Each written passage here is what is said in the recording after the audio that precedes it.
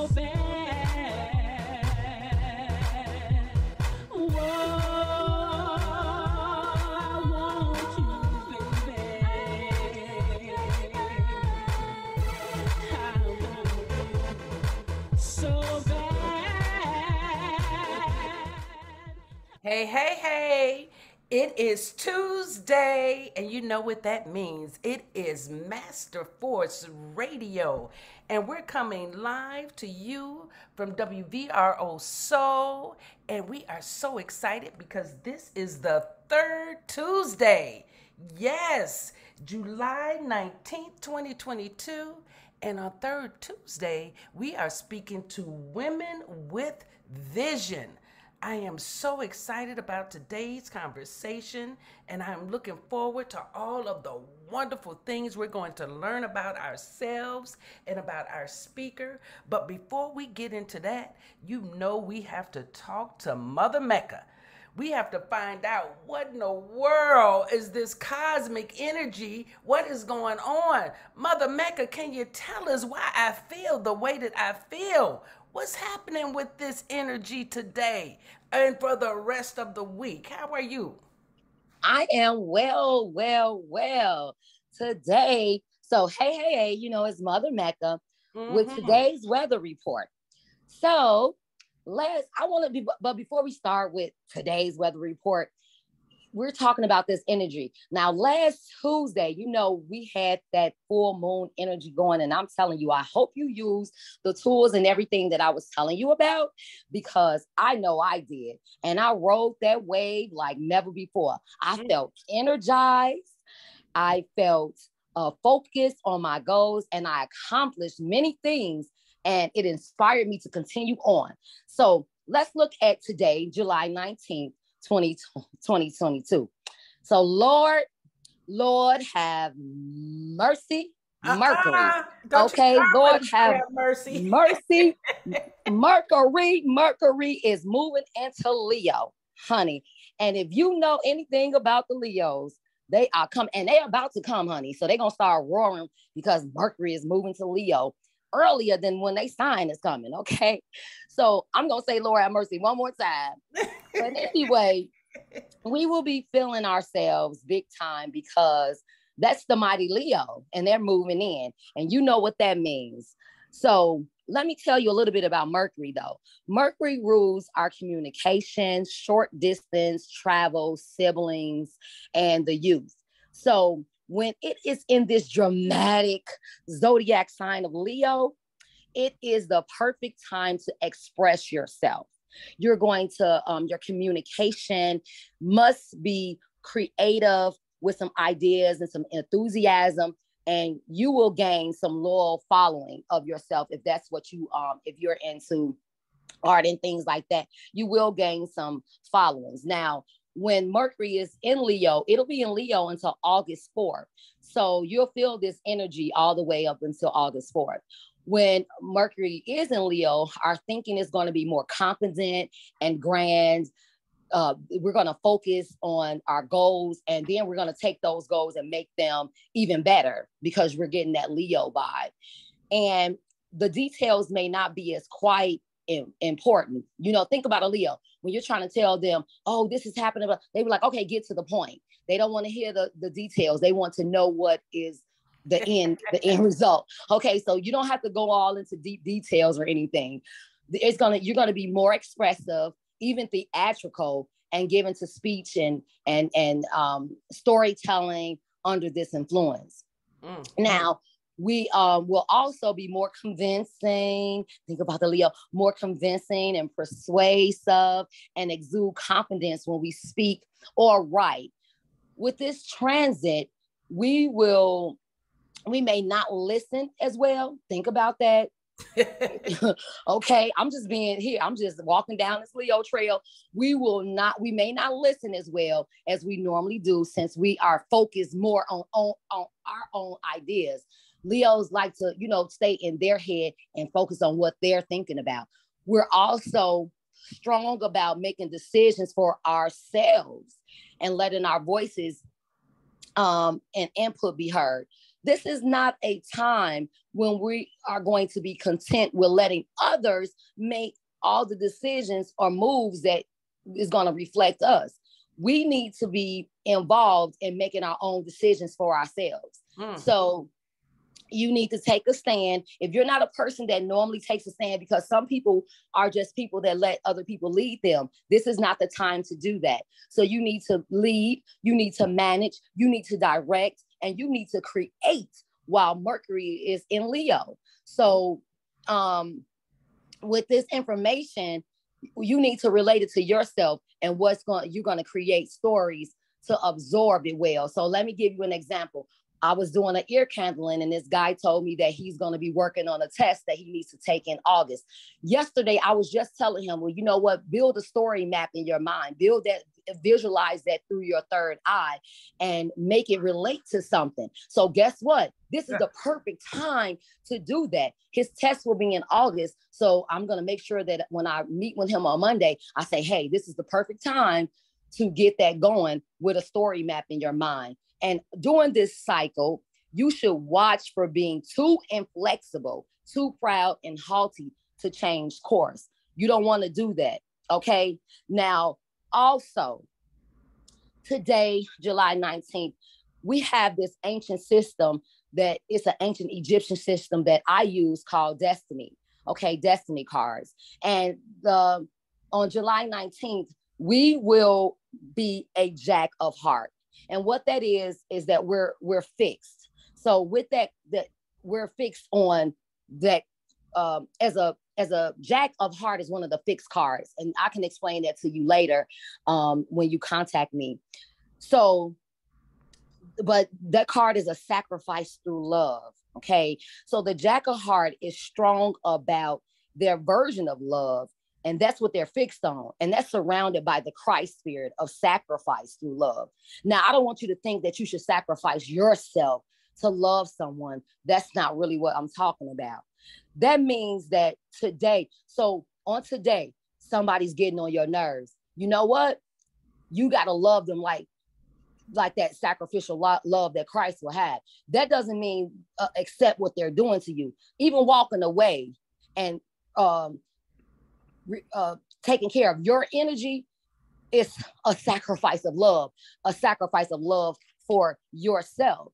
So also with the Jack of Heart, he's fun and witty, immature and crafty. So today it's okay for you to be childlike and but also remember, stay on that love path. Okay.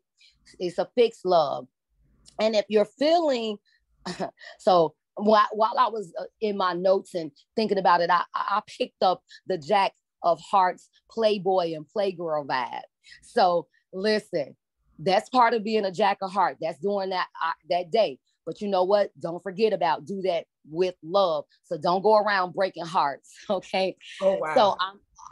So what I'm also gonna do, we have I use an astrology deck, and I'm gonna let you know I pulled that Mercury card, the fixed card in Leo. So Mercury, that's a messenger, okay? Your verbal skills are at their peak, so put them to good use. Pen that novel or write that letter. This fixed card, hold fast to your dreams. You're capable of intense, prolonged, focused energy. Embrace your passion. Use your triumph. The Leo, expressive. Express yourself. Magical, creative energy is all around you. Look up the praise, lap up the praise and attention, because you know Leos love that. You deserve it. I am Mother Mecca, and I am mystical, eccentric, calming, creative, and always anointed. You can find me on Facebook as Mecca Mecca. You can find me on Instagram as Mother Mecca 115. And you can always text me 708-253-8795. And I love you like no other. Thank you, Mood. Thank you, Mother Mecca. Thank you, thank you. Oh, I have so much to look forward to with that Mercury energy. I love mercurial energy. It is really great for what I do. Awesome. I'll talk to you next Tuesday. Yes, you will. Thank you. Enjoy the rest of your week. All right, bye. Bye-bye. All right. I love when Mother Mecca gets us ready for the week, right? Well, we are excited today because women with vision is how so much of our world opens up to us. And I'm going to introduce you to someone that I met. I'm not going to say by accident because we know how the universe operates. There are no such thing as accident. But I met this wonderful woman just walking out of a coffee shop, and she walked in the door and lit up the room. Asadah Kirkland, are you there? What? Where else would I be? Right here. You would be right here. You know, do you remember that day, Asadah? Well, Absolutely. that was the most amazing. Can you tell us a little bit about yourself and include a little bit of that story in it? Because I'd love to hear you tell it. I have to tell that story because it was so the bomb. Hi, everybody. I am Asadah. From New York. You'll probably hear it in my accent at some point. And I'm just gracious to be here. I'm the founder of the Soulful Chicago Book Fair, which is in the metaverse right now. I'll describe that in a bit. I'm the author of Bitcoin for Black People. I'm the author of Beating Black Kids, about not beating our children. You can see I do it Black. That's why I don't care what nobody say. I'm unapologetic about making sure I service Black folks. And I just love life, y'all. That's all. There's some more stuff to tell, but who cares? But anyway, let me tell you about when I met my girl. So for real, I must have been in Chicago. It might have been weeks. I don't even think it was a month yet. I'm not really sure. And I kind of found this coffee shop to hang out in every day. So was in there. And let me tell you something. They had this little room where you can kind of have a private meeting. Well, let me tell you, when I saw 4 Black women, one had a red afro, one had a black afro, one had a gray afro, and one might have had a blonde. I don't know. All I know is I saw 4 multicolored afros coming through the door. And I said, wait a minute, wait. Excuse me, I don't know y'all, but right now, what y'all doing up in here like this, I need to know you and be all up in your world. What you doing? And it was the bomb. It was, I think, Icha Devi-Ra. It was my girl, Zenobia Bailey, the sister with the red afro. I'm not too sure. I don't know. I can't remember. Monica. That was Monica. Yep. So, and then yourself. And I just thought it was just a bomb. I was, because coming from New York is what it is. But the aesthetic nature of Chicago will rock your world. Like I'm talking about, the Black people here are so profound to me and so creative. They're not even trying. Like y'all wasn't trying to be an Afro festival or something. Like it was just 4 Black women with the different color afros hanging out. Like, what are we doing? So that for me was just like, okay, you are in the right place because look at the tribe, look how they roll. And so that's the story, honey, of how I met you. That energy, I mean, we were so lit when we met you, and then just to hear that you had come from New York to here and you were starting the soulful, we were like, what? Well, you're like, yeah, I done found my people. I came to Chicago to find my people. That's right. And you did just that. I Absolutely. love that about you, and I love following you and talking to you every now and then. I don't get to hang out with you the way that I know that it would be great to do, but just being able to see how you contribute, to our community and to so many different things. I just wanted everybody to know in my listening world what you're about and how they can get involved. So why don't you go ahead and tell us what had you move to Chicago? I'm gonna do a little spiritual flavor, then I'll do the little logical flavor. So I wasn't mentored by Phil Coran. He was sort of a mentor of a dude that I went out with at the time, but I got to be in a circle and do a little musical stuff, but he actually did my charts. meaning, of course, looking where were the planets when you came to the world and all that kind of stuff, Yeah. right? But then also the name Asadah was given to me by Phil Koran, okay, Mm. back in 1994, I believe. Oh my goodness. And so, Wait, you've been in our site for that long? come on, boo. That's why I'm getting ready to tell you get ready to tell you the flavor. Oh, That's why I'm getting ready to tell you. So basically, he gave an explanation about where we are as Chicago. And he said that first of all, the lake has an electromagnetic energy in it that pulls people to Chicago for reasons they can't really explain. mm-hmm. It pulls them. So I already know that because I didn't have family here and I'm coming and I followed a man and it wasn't none of that, right? Right. So anyway, so I got that. And then he was like, the shape of Lake Michigan is phallic in nature. And Chicago sits at the tip. Chicago is the semen of the lake. I said, oh, I'm with that. Oh, I'm, wow. I'm with all of that. Okay. So that being the spiritual aspect of why I'm here is a thing. But back in the late 80s, I actually went to Northwestern University and I graduated in 93. Mm-hmm. And so once I graduated, I moved to the South Side because when I was at Northwestern, I was like, Evanston, I can't stay up in here like this. Like, I'm from New York. What? Like, it wasn't enough. So Right. I found myself coming to the South Side all the time, going to Montu Dance Theater, going to Soul Veg, and like just immersing myself in the community. And when I graduated from Northwestern in 93, I actually opened up a shop on 114th and Halstead. I'm telling you right now, I can't even picture that place. I need to go over there and see if that little mall is still there. But I had a store in a mall where I sold clothes by Black designers. And so they were primarily Black designers from New York. So I had some Moshood in there and I had some Pati in there and I had all kinds of stuff. I had boots that I sold that were made in Morocco. So they were made out of camel's leather and woven, girl. So anyway, and the love of my life also I met at that time. And so Chicago was just a phenomenal place for my soul. And so when I left it, that's a whole nother show we gonna have. I gotta make a movie out of why I left. But anyway, I came back in 2014 as a mom, and I knew I wanted my daughter to experience Chicago in her becoming a woman because it is way more aesthetic than New York. And I wanted her to see that sunrise on that water. We live on the water, literally, no land blocks our view.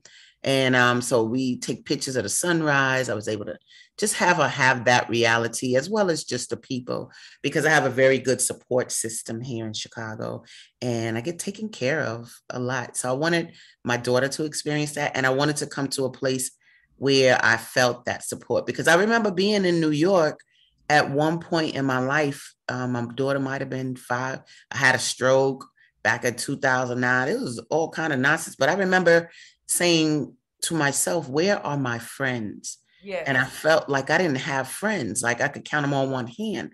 So in Chicago, I ain't got no one hand friends. So Yes. I got a ton of souls, just like I met you. And so this is where I belong. My tribe is here. When we go to events, we don't go dressed like we going to a festival. Everybody got on African clothes or things through their nose. And I said, look at my tribe. This is where I belong. So that is why I'm here in terms of energy. And, this city is a candy store to me. I feel like you can do anything here. First of all, it is a Black city. Let it be known. I don't care what nobody say. Black people here have homes. They have land. They have radio shows. They have art exhibits and museums. And what? That don't exist in New York, please. Anyway, so yeah. See that? Now, most people wouldn't realize until you travel outside of Chicago, you really don't realize how dope Chicago is.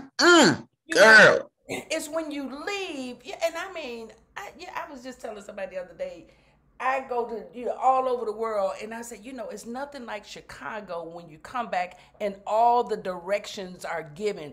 You can see all the street signs. You can see the flowers covering. It's just beautiful. I love it. You hear me? Not only do I love it, I be hearing sisters say, "Oh, girl, it's a shortage of Black men." Well, you blind because I don't know what you're talking about. Because look, I could be on a bus any given day, and the majority of people on there is black men.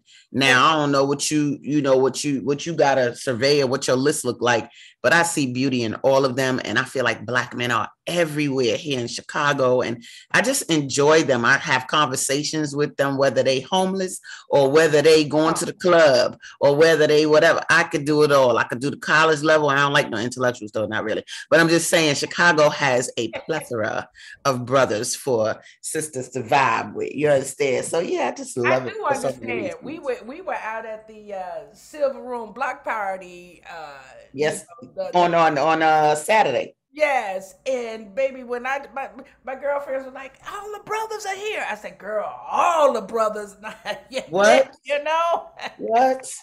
That's right. I Exactly. said, the way the sisters, they better come on out here and check it out. You know, Absolutely. but the sisters were there too. Okay, I so know, but we you know wanted the to brothers keep are plentiful, and I don't care what nobody say. I don't know why Fashion Week is not in Chicago, because to me, girl. Chicagoans dress way better than New Yorkers. I'll be like, what is going on? Chicagoans, black Chicagoans dress.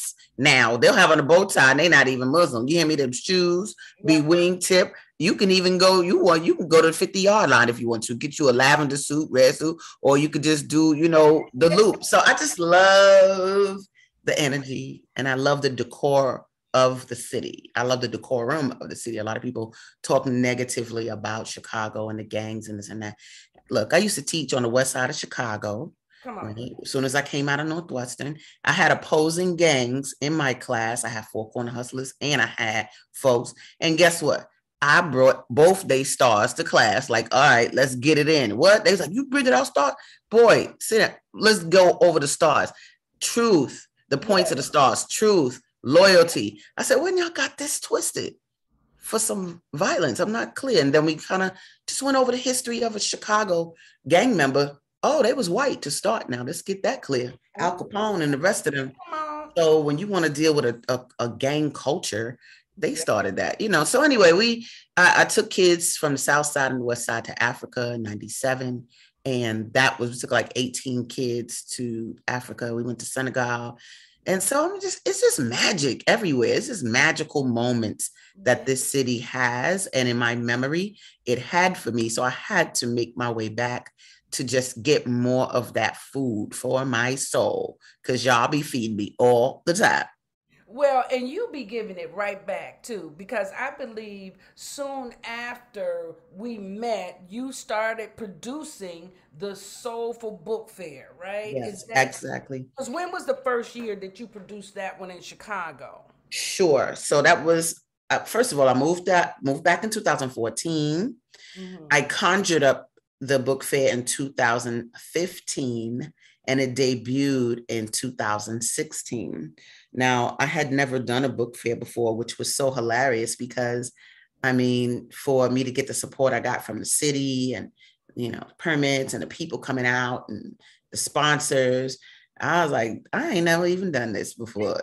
And people just like, oh my God, the book fair. But I am a marketer though. I know how to market, right? And Okay. so my ability to really make the book fair look, I was able to paint that picture so that people Yes. could see it and Yes. was like, at first the alderman at the time, a man, what was his name? Willie, I forgot his name.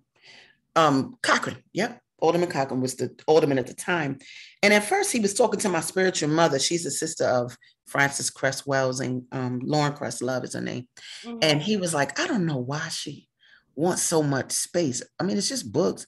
She said, I don't think you know Asadah. I don't think you have an idea. Well, baby, when that book fair came out and we took over 4 city blocks, and Chicago blocks are not short. That's We right. took over 4 city blocks. 1 block was fiction writers. 1 block was nonfiction writers. 1 block was children's writers. We had 2 stages, 32-foot stage on the end close to the King Drive, because it was between Cottage and King on 61st Street. And then we had a smaller stage, like kind of equidistant from each end. And we had the community was able to get up and do open mic.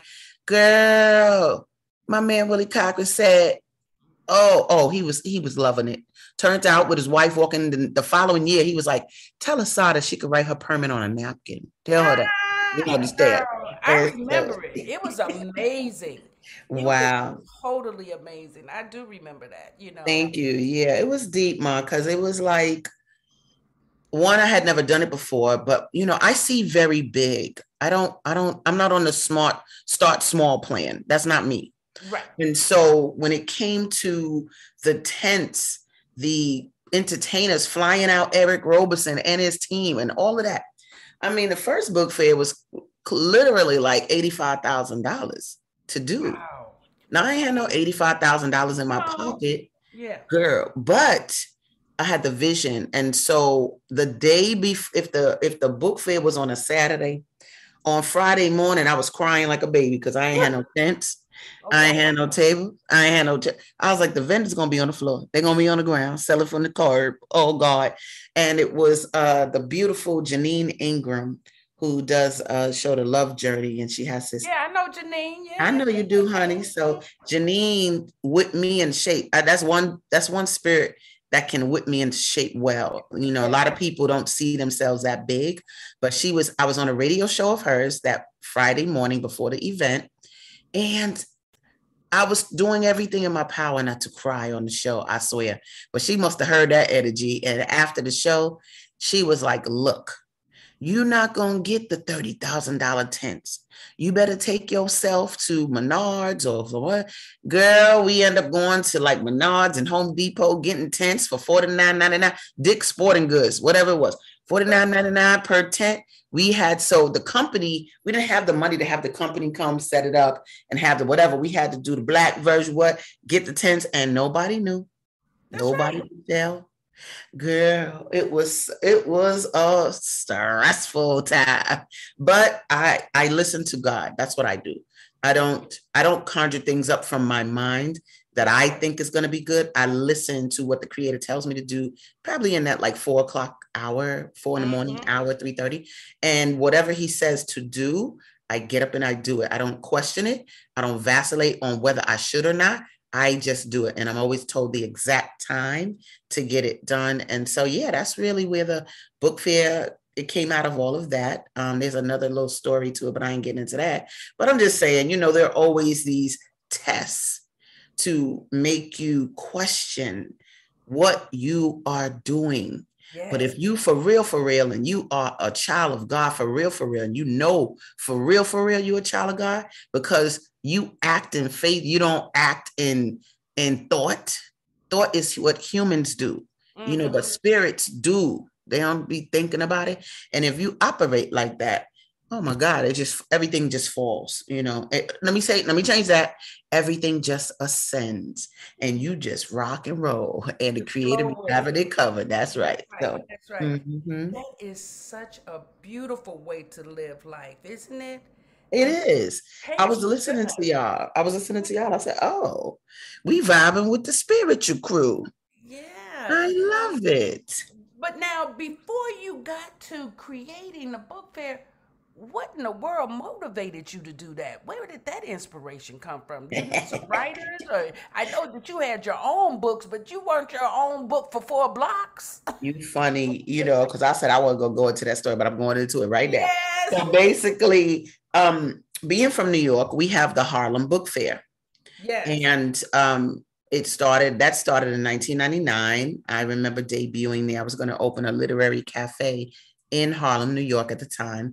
And I remember having not only, I always do some, I ain't had no table and no books. My book wasn't even written yet. My daughter wasn't even here yet, but I was going to open this literary cafe. So we had this booth space, but girl, I had a rug outside. I had storytellers. I had books. I was kind of selling a sort of random books on spirituality, Black consciousness, whatever. And I, whatever, was rocking. Okay, cool. So when I came to Chicago, fast forward to 2014, I was in the same cafe where I met you Right. and talking to a brother. I used to hang out with these two brothers. And one of the brothers and I just started talking about these books and the book fair and this and that. And he was like, let's do a book fair. And I said, all right, let's do it. I love an idea. And once I have the idea, I'm going to start working on it. I'm not going to let it sit, because that's not how the universe works. Somebody will snatch that bad boy up or whatever.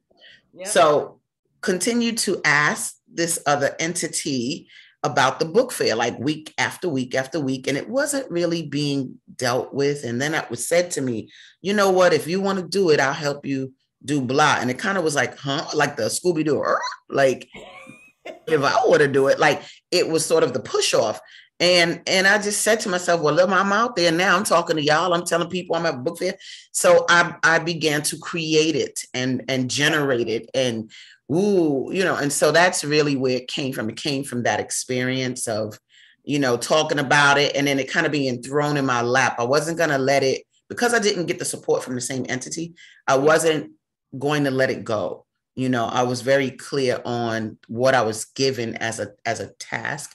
And what was amazing, the logo for the book fair is actually the logo for the literary cafe I was going to open in 1999. Oh, wow. Yeah. And I was like, because when I started the book fair, I was like, what am I going to do with the logo? And baby, that logo was sitting right there in my files. And I said, bingo, boop. And I just modified it a tad. It's like a little, it's a silhouette of a body sitting on an open book. And its original image was this person with its finger to its mind, like when you're thinking, but hand, but the hand was stretched out and it had a platter of food on it, like fruits. So when I started the Soulful Chicago Book Fair, we just changed it so that the hand outstretched didn't have the food on it. It had the skyline of Chicago. Oh, so yes. That is the logo of the book fair. So yeah, Ma, that's how it started. And, I knew, the beauty for me about doing the book fair was that I wasn't somebody just creating a book fair. I was an author who knows what authors want. Ooh, yes. People don't really think about that. They do events and they be like, we're going to have vendors. And then they charge the vendors, but then they don't do the marketing. Like they don't get it. They don't make a quality event. And so being on an author end of it as well, I was able to think through what it needs to do. It needs to have workshops where people can come and learn how to start a book, or about storytelling, or about using, speakers. You have to speak, so what's your diction like? So we have workshops. And with the entertainment, my issue became, we compose, like we write songs. And so the entertainment that I had,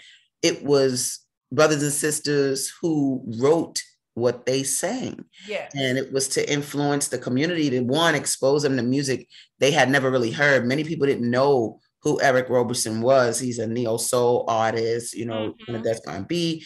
But I've had him, I've had Navasha Dea from Fertile Ground. I've had King, who's another neo-soul group. And so these are people that the community that I was in, 61st Street between Cottage and King, that's not the music they listen to. But I'm going to tell you one thing. I was just looking at a video this morning, and this elder, Dwayne Powell was DJing, honey. And this elder was getting it in, baby. I don't know where that cane went. I don't know. I just know that she was getting it in. She was doing footwork. Oh my God. So for me to be able to bring that energy into that corridor, even the drug dealers were like, I ain't never seen nothing like this in our community. Man, this is amazing. It really turned everybody out. And it took what we call in Scientology, the tone level, the emotional tone level, it took it way up. And my security, something happened where the police didn't get the memo or whatever. Guess who did the security? The Nation of Islam. Come on. What my authors felt, one brother said, I felt so safe today with the Nation doing it. So it just turned out to be a phenom of an event. And I was like, good. But when people started going, so when is it going to be next year? I was kind of like, like Scooby-Doo, next year. Girl. We already have, exactly. And you just took it and ran with it, Asadah. You were like, okay, well, we have to keep doing this because, and then even when the pandemic came, you said, well, we still have to do something. Sure, absolutely. We had to do something because the when you look at the video we have on YouTube about our foundation, we do have a 501c3 now, and it's called the Soulful Book Fair Foundation. Wow. And when you look at that, and it talks about the pillars of what we've established, one of the main things was the emergence of the Black literary marketplace. And so who knew that Chicago had more than 10 Black authors? You know, what? This became a situation of, okay, when the book fair stopped, you're affecting people's economy. That's you know, right. and you're affecting people. One sister, people literally would come to me with a book idea, and by the book fair 6 months later would have a booth, a book, a banner, Wow. and That's right. selling books. You That's understand? right. So I'm out here doing work that's helping people fulfill their dreams of writing a story or address an issue, or and so when the pandemic started, I'm gonna be honest, 2020, Yeah. I was tired. Thank you for the Yes. Come pandemic. on. Thank I you. need the rest That's because right. I I took was I took tired. advantage of that too, Asada. I was like, let me just be still with this. Oh, I don't even play with y'all. Right. that's right. I was like, okay. So I was happy because my daughter was even like, Mommy, do we have to do this again? Because, on the back end, it's a lot of work to do that book fair. Yes, it I've had people try to emulate it or do their own book fair, but they don't quite understand what something they of that don't quite magnitude understand. That's exactly takes. You right. understand? So it's Yeah. all good. But 2020 was great for me to rest. When 2021 came around, it really was like, I'm still resting. But because it was restrictions and stuff still. Yep. But the creator was like, solo boo boo, you think what you doing? What you think you think this over? So I was like, okay. So I had to find a way to create the book fair in a way that it could be done digitally. And what I knew was that it was not going to be done through Zoom. Like we're not doing little books in squares. I'm not doing That's that. right. Yeah. Yeah. And I knew that it needed to be 3D. I didn't know, like God was telling me, in my little sleep time, little planning time, what to do. So I first started looking for architectural renderers because I knew they created 3D worlds where you could go through the house and this and that. And Yes. I knew I needed that, but it wasn't architectural renderers that I needed because they're not going to do the full Monty, what I need done in terms of e-commerce, authors got their booths and all of that. Yes. And so I kind of put the word out. And my brother, his stage name is Gravity. People know him in Chicago as Gravity. It's so funny because people be like, are you Gravity, sister? I'll be like, yo, I'm older than him. Be quiet. So anyway, but my brother hooked me up with somebody who, a brother named Malcolm Williams, who hooked me up with a company called Verbella. And when I had a meeting with them dudes and they took me into the world, whoa, we were 3D. We were going in auditoriums. We were going on boat rides and doing different things. And I was like, all right, this is it. And I was like, I want my street though. I want my 61st Street. And they were like, well, we are going to give you something bigger than your street. And they gave me a whole campus to operate out of. And that then became the platform for my book fair. It's open right this second. Like people could literally go inside that book fair right now and buy books, go on boat rides, dance. They can clap. It's like you're a little avatar walking around. You got choose your complexion. You could choose your hairstyle, your hair color. So just very powerful space where brother Dr. Happy was in there too. And a lot of people, you've been in there, of course. But it's an environment now that has allowed me to do even more than I was doing with the book fair because we got a Japanese author in there. It's a brother with locks from Japan. He in there with his book. Wow. And a sister from Canada. She's in there with her book. And so, I went metaverse style with it and didn't even know I was doing it. But what it's done is it's made it even more attractive to money people because many people can have ideas, but I don't know many people who can offer their own metaverse. I don't know that. No, and we're gonna get into that. Let me just do a station break right quick. All right. You're listening to WVRO Soul, and this is Master Force Radio. I am your host, Shemsu-t, and this is the third Tuesday where we talk to women with vision. This is July 19th, 2022. And let me tell you, we are talking to my sister Asadah Kirkland, and she has just started talking to us about the metaverse. And if you don't know about the metaverse, I'm telling you, you are a little bit behind. And that's why I wanted her to share with us, because when I went out there and went into her soulful book, what do you call it on there? Is it the soulful book fair? It kind of switches for me. Sometimes it's like virtual Soulful Chicago Book Fair, but Yeah. sometimes it's Soulful Chicago Metaverse Book Fair. I flip it all around. Yeah, so tell us about, because when I went out there and was trying to ride the boat, I think I got in a little boat, right? And then we wanted to get in a bigger boat, right? Yes. Yeah, so now how do people engage with you in the metaverse? How can they participate there? Sure. One of the things I chose to do was I chose to make the Metaverse Book Fair free. Some people don't think that's smart. I don't know if they think that or not, but let me just say there's an organization called Afrotech, and they utilize that same metaverse, and they basically have a space where it looks like an expo hall, but they have companies like Lyft and Nike and different companies, but I think it's more like a job fair of sorts for people that are into tech. Well, if you want to go in there, if you're a student, it's $99. What? Get in. If you are not a student, it's going to cost you $150 to get in. And if you are a business, it's going to cost you $350 to get in. Now, is that for a year? Is that a membership for a year? No, ma'am, that's for 2 days. What? Mm-hmm. So what I say to that is y'all better do that now. Y'all better do that thing. I'm not mad at them because, a conference can cost you that. And this is a metaverse conference. So boo, boo, boo. So for me to offer it for free, it's just a decision I had to make. I don't want my book fair. I'm trying to accomplish a few things. Our people are the only people that the anti-literacy laws were written for here in America. Girl. And that's right. That's right. See? Yes. See? And people don't even realize that. I'm trying to tell you. So they wrote anti-literacy laws so that we would not read. And if we got caught reading, you might have your eyes taken out. You might have your fingers chopped off. You might have your tongue cut out. Like, we're not talking about some y'all better stop reading type of thing. And so when people say Black people don't like to read, I'm like, yeah, because we could have lost our lives. That's right. If we read. And so, this has nothing to do with excuses. It has to do with patterns of behavior of Black people, because see, like my spiritual mother always says, there was never a moment's pause in time between slavery and now.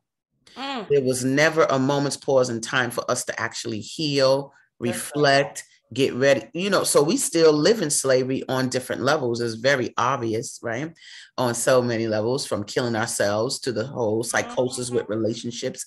So this whole thing with anti-literacy laws for me was about, the book fair is going to revitalize our love of reading. But not only that, I'd be like, that's a myth that we don't like reading. Not when I got all these writers up and down these streets. That's right. What we doing? We writing and then not reading what we wrote? Stop playing. So, in Scientology, we have something called an emotional tone scale, as I mentioned, and it codifies emotions. So anger is at 1.5 and antagonism is at 2.0. But the reason I'm mentioning it is because at 6.0, because you want somebody and things you deal with to be above 2 if you want it to really thrive. Well, up at 6 on this scale is aesthetic. And if you want something to grow, you have to make it aesthetic. You have to improve the aesthetic of it. And so the book fair, what it does is it doesn't say, y'all better read books. Y'all don't read it. No, it brings aesthetic to reading. Let's do a festival. Let's have all the books up and down the street. Let's have workshops, And so it brings to our people the data we need to bring them, but in the way we need it brought. Black people need aesthetic. Come on, the joy is represented there. And how That's about right. the community and the energy and the high vibration? All of Mm-hmm. that is inside of aesthetics, you know? Yeah. Exactly. So basically, that's behind the why. My people need a way, and it's so funny because I'm not like some avid reader, but I was trained as a teenager. We used to have book discussions in this organization I was in at the time. It was called the Archbishop's Leadership Project. Today it's called Achieving Leadership's Purpose. But ALP was responsible for exposing me to books. So when I went to Northwestern, I had read books by Frantz Fanon, by Lerone Bennett, by, it was like Why We Can't Wait by Martin Luther King. They Came Before Columbus by Ivan Van Sertima. Like, I went to Northwestern very well armored by books and Black literature.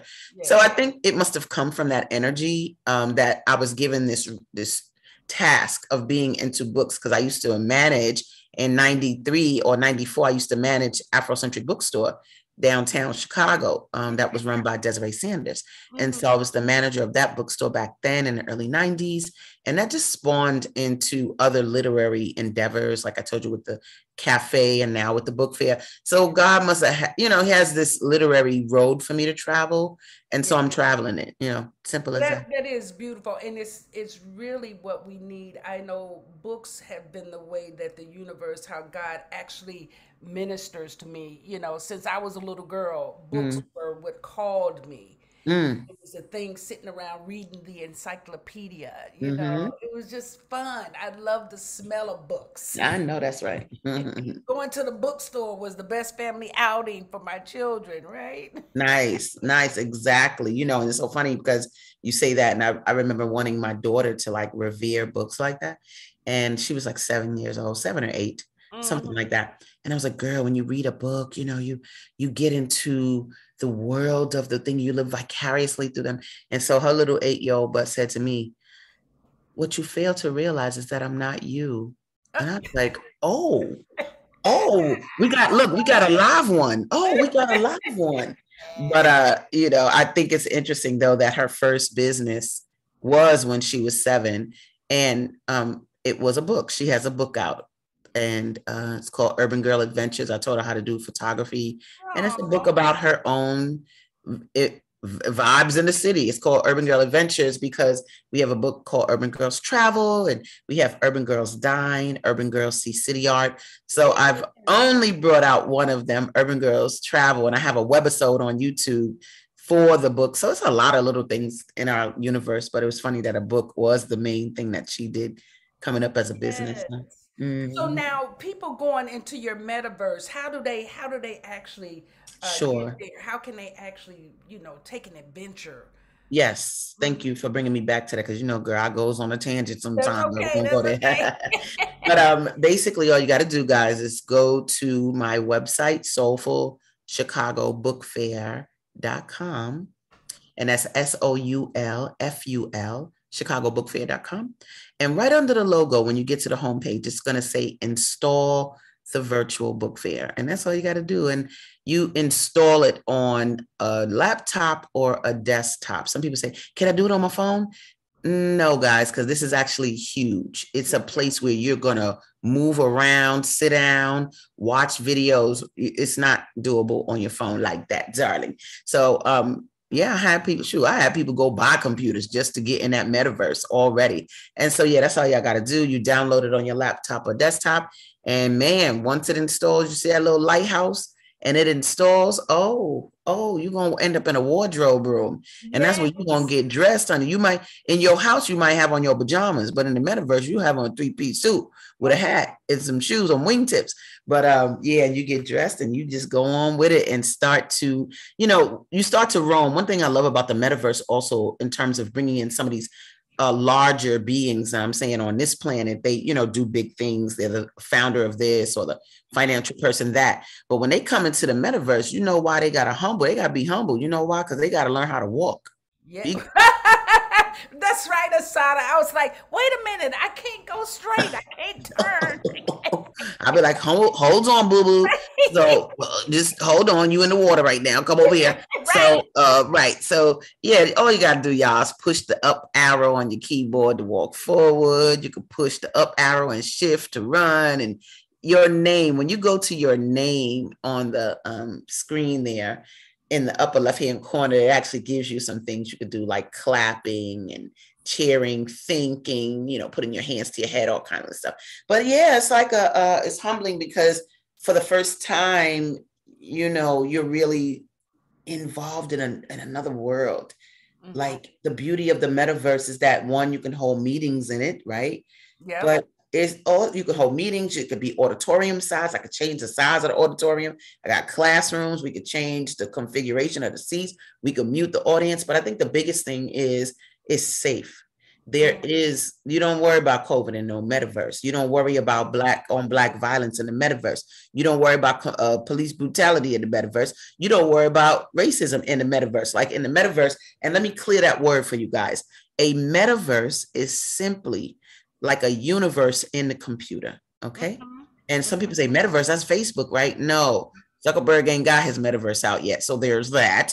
But yeah, we got ours out already. And it's just a universe inside the computer where you can experience things. And with our metaverse, you don't need those Oculus glasses or a device where you see a virtual reality world. You can actually just install it on your computer and come on in and have some fun with us. Yeah, and I really want to invite you all. I love to be inspired. Mm-hmm. So a lot of times when you're doing interesting things, it's like, let me see what this is. And then to go in there and walk around and see all of the different things that you've designed. I was like, wow, I want to do something. Yes. I want to be a part of this. You know what I'm saying? Exactly. Yeah, it's a turn on. It's amazing because as adults, see, young people kind of know that world because they have things similar, Roblox, Minecraft, and they're used to being avatars walking around. But for us adults, the difference in this is that one, we need the spirit of play back in our lives. That's number one. But number two, it's like we communicate with each other for real there. It's not like a video game where you are the person running around shooting, but you're not talking. No, when you go in there and you see me, you go, hey, Asadah, hey, Moo, what you doing? And we actually talk with each other and interact. And so that makes it a little different. We actually have had 3 college classes taught in there already. Wow. And one was in there the other day. The professor had her class in there and had us come in as authors. And her book is about domestic violence. So they were talking about domestic violence. And they brought me into, not only as a founder to talk to the class, but also to talk about my book, Beating Black Kids, because it's about not beating children to discipline them. So I was able to talk to them about how when you look up domestic violence in a dictionary, it doesn't say when a husband beats a wife. It says violence to one in the home. So that means that beating children is domestic violence as well. So we were able to talk about that stuff. And in the metaverse, if you see a book on the wall, you could tap it and it'll send it right to the marketplace and you could put it in the cart and buy it. And so being a web designer, I was able to add an e-commerce component to the metaverse so that we can actually continue making money as authors in the metaverse. Yes, that is amazing. So everybody, you go out there and you look for soulfulchicagobookfair.com and you install the virtual, what is it called? Yep, it says install the virtual book fair right on the homepage underneath our logo. You'll see it right at the top. Wonderful. So now, Asadah, I want to move into another one of your wonderful adventures. Let's talk about crypto. I love it. So the long and the short of it is, again, God directs me when it's time. I was told about cryptocurrency in 2012 by a dude in New York. And when he told me about this coin and this and that, I was like, what? Boy, get out of here. But he didn't explain it. Like, I thought it was the Buffalo coin or nickel or something. I don't care about that. So he didn't really explain it. But if he would have, and I think Bitcoin at the time was like $10 a coin. Yeah. So I could have bought 10 of them, do the thing. And I would have today Bitcoin like $30,000 a coin. No, you ain't buying no 10 of them, right? You see, and it has gone up to $69,000 a coin. And I do have Bitcoin because fortunately the creator, when I moved here, not too long after I moved here, I was approached again in the same cafe by a sister with an afro Wow. But it wasn't one of y'all sisters though. Right. But she came and she told me about Bitcoin, and I was like a little more interested at this point, because she explained it a little bit more. But I still didn't bite, and it was all right. But baby, not too long thereafter, I don't know, it might have been a month later, Creator said to me, "Find that lady." And I said, "Okay." And I didn't know how to find her. I did not know how to find her. But babe, me and my friend were in a car going down 71st Street. And that lady walked out of Starbucks on 71st and Stony. I said, turn around, go in there. I got to get to that lady. I got to her. I said, Miss, I need you. I need you to. And she then introduced me to crypto. And she started taking me to these meetings where they explained it. And I used to be a teacher, so I'm really big on making sure people understand. Like today, I have a crypto meeting at 1:00 on Sundays, rather. So on Sundays at 1 p.m. Central, I explain cryptocurrency. So, oh no, they weren't really delivering it well. People were leaving the little sessions and not understanding what was going on. Right. You know, I said to myself, oh, I'm gonna handle this. And I learned my little what I need to learn. And the next thing you know, I was doing my own presentations for cryptocurrency. And I was working through, I'm not one to watch the market and do all that. I'm not doing all that. I don't have time. No, that's but right. it was a brother who owned a company, and it was called the Massive Leverage System. And his name is Darry Perkison. And baby, did he train us? Baby, he said, I'm gonna take y'all from welfare to millionaire. What? Oh, wonderfully done. He teaches us so much. And I know it because when I go into other crypto circles, I can see how much I know. And I'm like, that's right. Yeah. And I'm like, yo, I call him the Noah of crypto, because he be telling people he built the ARC, which is that organization that all you got to do, come on 2x2, come on in there. So that was really great. And I became really proficient in growing cryptocurrency and helping others grow cryptocurrency. Like even recently, oh my God, I have so many people in South Africa and Uganda and Zambia growing crypto right now. Come on. Like they gonna be on that on Sundays. They on that webinar, honey. They on that webinar and learning. And so for me, that's a dream. That's Marcus Garvey mode. Like you connecting with the continent and helping people grow. And so that became a thing. I was approached by an author named Donna Beasley, who said, hey, I want to co-author a book with you. So we co-authored a book. It's called Bitcoin for Black People. And we rock and roll, and it's about getting that word out to our people. Somebody even coined me the Harriet Tubman of crypto. I love it. Let's do it. Right. Let's get moving. That's you know what that means.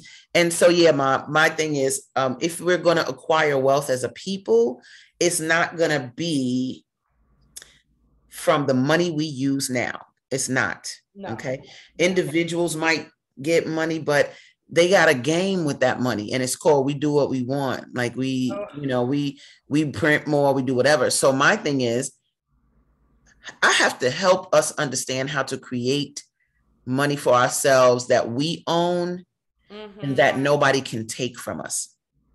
Yes. Those two things. And so with crypto, that's what exists. No one can take it from us. And then I teach you what I got taught, you understand, like how to secure it well. I grow the cryptocurrency BNB. That's Nancy Bob, right? BNB is the coin for a company called Binance. And so I teach him how to grow that. I teach him how to grow Bitcoin. Another Black brother owns this company. So, I keep it with us.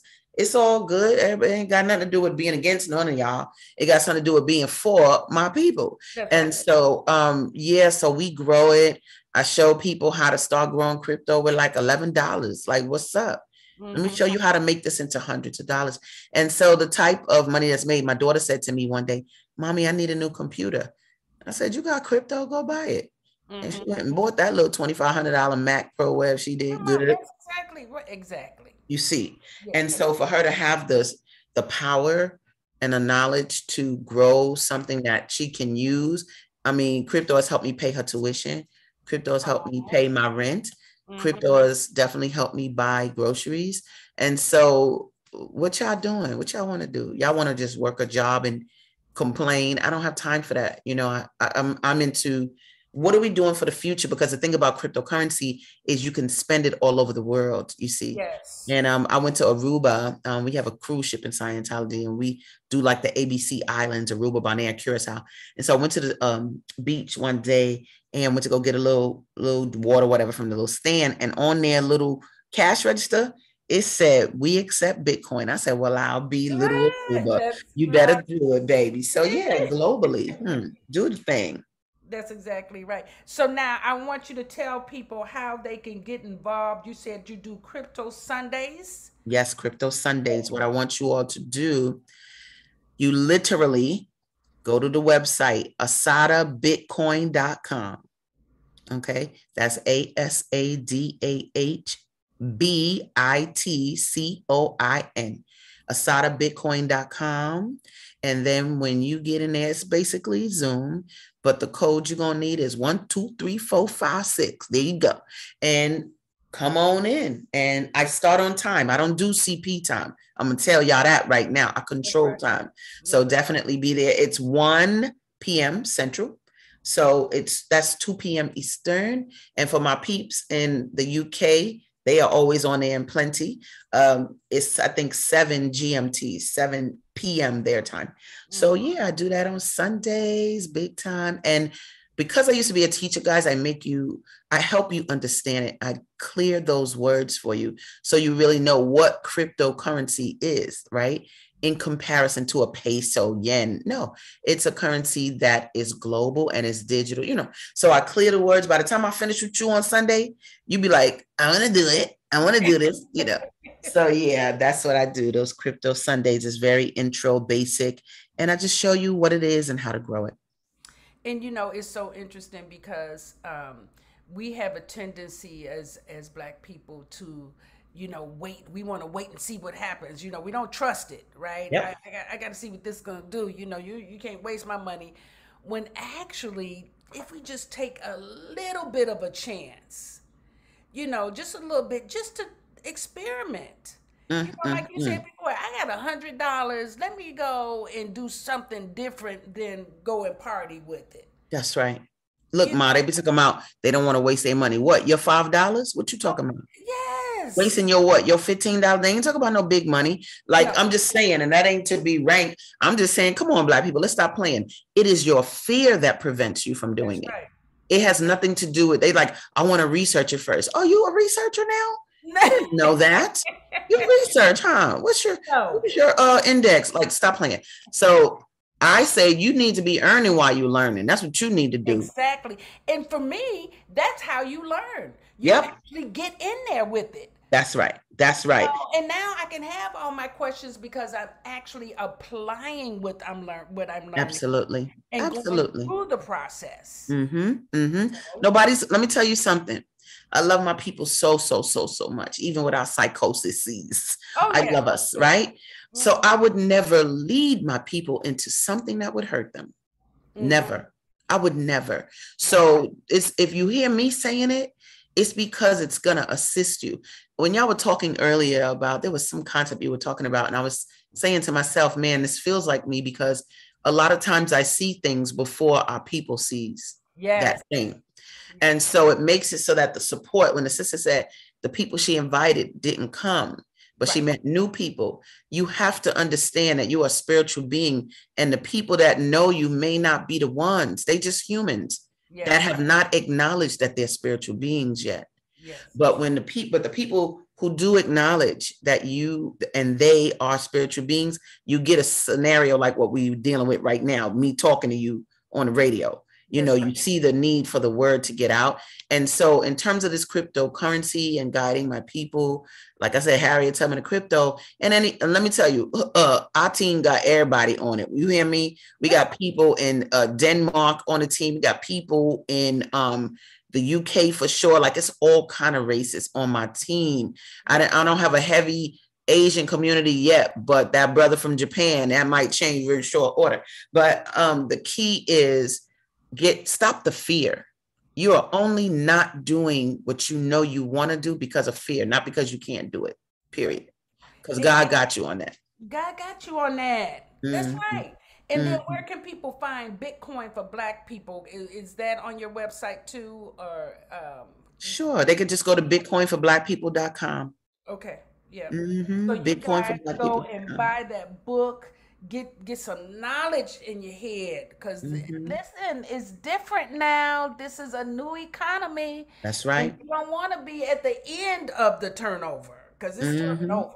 It is turning over. They even got, I mean, any time you have Facebook talking about, we gonna come out with a crypto. See, this is how the game is gonna get played, guys.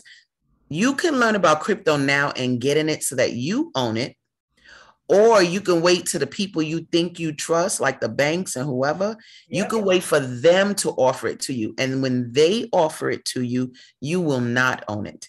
And they will continue to own you and your ability to create it for yourself. Right now, the way we roll, that money goes straight to you and it's yours. Nobody can see it. It could be $1 million. Nobody That's can right. see it. That's But right. when you start doing it through companies where you sending the money to them, oh, baby, you done got caught up in the rapture. That's Y'all right. gonna be sad. So it's all good. So it's your choice though. But you do have a choice to be independent and to be with a group that loves you, because we those of us that are in crypto, we love each other very heavily. Like I'm talking about, you should hear the brothers from Uganda. They be like, my sister, my leader, so and so and so. I say, look, it take a leader to know a leader. Let's go. You understand? And it's just a really beautiful thing. Yeah, and I want to talk a little bit about leader because this conversation is about women with vision, Mm-hmm. right? And women with vision automatically create. Right. It's like what's missing. Mm-hmm. So can you? I mean, I'm just in awe of how many times you have said, when my spirit said do this, I went okay. Now tell people a little bit about that process for you, because I believe people are missing out on a lot because they don't trust that process. Mm-hmm. So I want, yeah, I take, I'm a sister from Harlem, New York. So I'm gonna say this the way I'm gonna say it first. And that is, stop fronting like you spiritual. Stop it. Stop fronting like you're religious or whatever you're talking about. Because if you really had a true faith in God, it would be no question. You'll have no worries. You wouldn't be worrying at all about anything. So I'm gonna say that that's the hardcore way. But the other way I'm gonna say it is, I think no, I'm gonna take that back. No, I don't think nothing. What I know is that the love I have for myself as Asadah is very high. It's very, very, very high, right? And the reason it's very high is not because I like my locks or, because, physically as a human, I got some fat, I got all kinds of stuff. I don't like hair feet. This dude asked me the other day, are your feet pretty? I said, hell no. Sorry. Nope. They still ain't, so I don't really care about the body, but the spirit, the Asadah, the reason I love Asadah is because Asadah does what she does to help other people survive better, period. And I said today, I was going to put it on Facebook, I'm going to make a list of all the ways I help people survive better, right? Like yesterday, I was on 87th and a Dan Ryan in the middle of the street, passing out books called The Way to Happiness. And baby, if you could see the smiles it brought to the faces of our people, even the brothers and sisters that was Mexican, Puerto Rican, I was like, hermano, felicidad. I had it in Spanish. What you need? What, what I saw people I knew. I saw Robin Boy. She was like, Asadah, what are you doing? She driving the car. I'm in the middle of a 4-lane street passing out books. She said, Asadah, what are you doing? I said, girl, I'm passing out The Way to Happiness. So what I do, everything I do is for the upliftment of Black people. Every book, every metaverse, every crypto, everything. Even the raising of my daughter. Sometimes she say, why we always got to be on social media? I tell her, because we inspire people. Yes. That's why. I mean, anytime I post her, it'd be like 200 people saying stuff, and like they really have followed my daughter since she was a little girl. She not posting, but I'm posting. I'm the mama Rotzi now. That's what I do. But I do ask her permission first though. But anyway, because I do believe in her as a being and as a spirit, they have to go in agreement. You don't just do stuff. That's the problem with us now. We be telling people, our kids, be seen and not heard, and because I said so and all of that. And that's why they're suppressed. That's why they're not at the top of the totem pole, because you're suppressing them, brother at the a brother at the bus stop the other day took him out. We are sick. Black people are so crazy. I said, yeah, we got a psychosis. And he said, yeah, we just killing each other and we pushing each other on a train. I said, yeah, but that's because we're skipping the issue. And I said, the issue on the table needs to be that these kids that are killing each other are learning about violence in their home first. That's right. Because they mamas and they papas are kicking their butts. Mm-hmm. And they are showing them that when you want something done, you kick somebody butt. They're not teaching them how to negotiate. Nope. They showing them how to hit, and they go out and they got to exert that anger on somebody. So they go hit their peers and shoot their peers. And what they end up with, the way you heard me say, I love Asadah, they don't have that. They don't have self-love because you didn't show them how to love themselves. Even my daughter, she have her days as a teenager, whatever. But out of her peers, they'd be like, how come you don't smoke or drink? She said, then I'd be depressed like you. Yeah. But, she got the sayings now. We know she had them since she was 7. So, but the key is to raise somebody that has rational thinking, raise somebody that has competence, right? And so not to veer too far off, it really just ends up being a matter of me thinking about how I affect others and how sometimes I want to say things on social media that piss me off. But I don't, because people need me to be the Asadah that they know. And I am that person, but I'm in a human body. So sometimes I'm like, yo, he get on my nerve, or whatever. But then I work on that. And again, so there's the loving Asadah. There's the knowing I'm a child of God and acting like one because I have an undying faith. I don't deal with the God that punishes. People be like, God gonna get you, or God don't punish to me. No. God just waiting for you to stop acting like you act, and you trying to blame it on him, blame it on yourself, right? Yep. But then the third thing for me, and this is huge, and it's been 20 years now, I am a Scientologist and I study Scientology. Mm-hmm. And people don't really know what that is, but you basically simply take courses. If you whack with time, they got a time management course.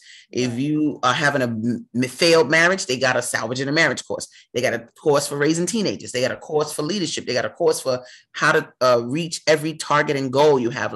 So anyway, I better myself because I stay on study. I constantly do self-development studying through Scientology. And I get Black people to do that too. And I'm getting a lot of them these days. And when they see it for what it really is, they go, oh, one of my students said the other day, she's in her 30s now, has 4 kids or whatever. But she was like, Miss K, this is how I think. I thought I was the odd one out. I said, no, mama, welcome. Yes. Isn't that wonderful to see that light turn on? That's right. Absolutely. I love that. So now let me ask you, are you working on something outside of those 3 things we've talked about? Is there something else that you have that you are cooking up, that we need to know about? Absolutely. I'm working on a documentary with a brother named Amandilo Kuzan, who is the love of my whole universe. If it wasn't for him, my book fair the first year would not have been what it was, because since he's a media man, he has a company called OM Productions. I looked very polished as a book fair. We made commercials for the authors, and we got all kind of footage. But anyway, we're working on a documentary called Healing Work, The Power and Pain of Black Organizing. And that is a documentary about 5 women and 5 men. And it includes Lauren Cress Love, who's 88, who's the sister of Frances Cress Welsing. It includes myself. It includes Naomi Davis from the Green Living Room. And then it includes Brothers Amandilo himself. It's just a wonderful, wonderful documentary. So we're working on that. We've interviewed most of the folks and have a little bit more to do. So I guess be looking at that in the next year. Okay, and 2023? Yes, I say 2023. That's me putting it out there, y'all. Yes. That's me saying it to you to make me do it. Okay, to finish it. And so we're doing that documentary. I've also been approached to do a documentary about the metaverse and getting that known and what that's doing for our people and what that is. So about to work on that and line up the authors that are going to be interviewed. And then my daughter, like I said, her book, Urban Girl Adventures Travel, it has a webisode on YouTube. It's it is the quality of a PBS production. So a media person saw it the other day and said, why is this not on Netflix? Why is it not on whatever? And so he did the math for me to show me the amount of money that can generate, and that can be generated from doing the other series and in the book series. So yeah, okay. When I came home and told my daughter, she said, when is that starting? So there's that. And she is a vocalist also. So she'll be recording soon because she's amazing. She's a teenager that has like an Ella Fitzgerald sound. Oh goodness. Yeah, so we're gonna do that. And I don't know. It's something else, but I don't know. Yeah, I'm just growing crypto, y'all. I'm growing crypto like a mad woman. I'm considering doing that as my main income source because of how I have control over it. Like you control how much you make in crypto. Yes. You can make money every hour. You can make money every minute. Yes. So yeah, it's just a matter of using the system. So those are like the things, to create a government. Oh, lastly, this might not be lastly, but there's a food product I'll be bringing out because over the past 20 years, when I make this, people have been asking where they can buy it. So now I got the okay from the creator to do it. He had a woman walk up to me in Whole Foods. I can't remember her name, but she started talking to me about where to buy food, where to do the prep, and I've never talked to her about this idea ever. And so when she just came up and started talking about it, I said, I got it, creator. Thank you.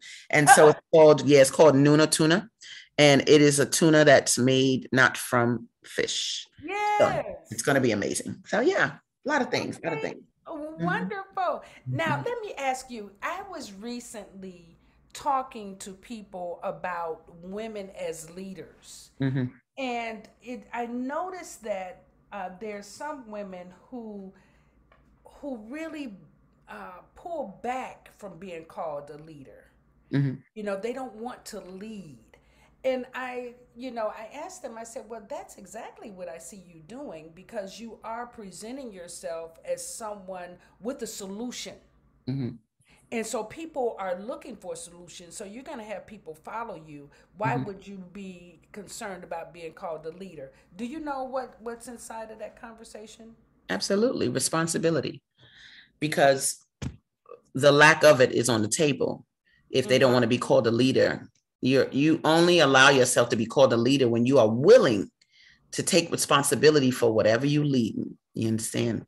And so when it comes to crypto, and when that dude says my leader, you know how huge that is to have a man in another country galvanizing other people in that country and calling me a leader. What that means, it has nothing to do with ego. It means, baby girl, you got to perform. You got to get it together.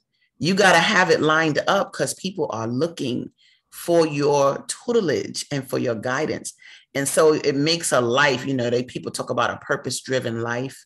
Yeah. That's what that is about. Leadership is about responsibility. And so if a person doesn't want to be called a leader to me, they just want to stay a little safe so that no responsibility is put on them for anything. No one can blame them, because when you're a leader, you're in charge of when it go right, and you're in charge of when it goes wrong.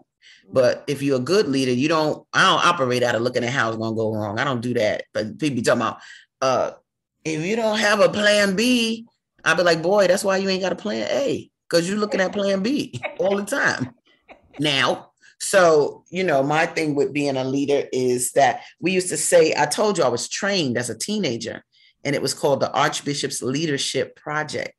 And it was created to train Black teenagers to be leaders in their communities, primarily through the Catholic Church.